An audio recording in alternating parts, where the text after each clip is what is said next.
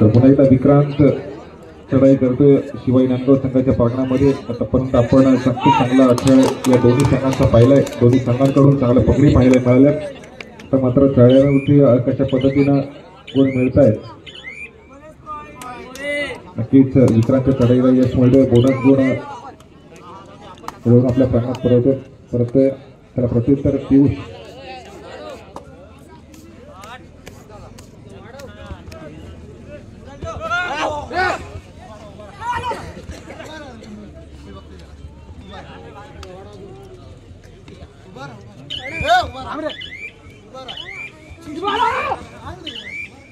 परतीचा बदल देखील वाचतोय, खूप चांगले प्रयत्न आणि खूप चांगले प्रयत्न केल्यानंतर विकासचे माघारी परतला, त्याला प्रत्युत्तर पुण्याचा विक्रांत।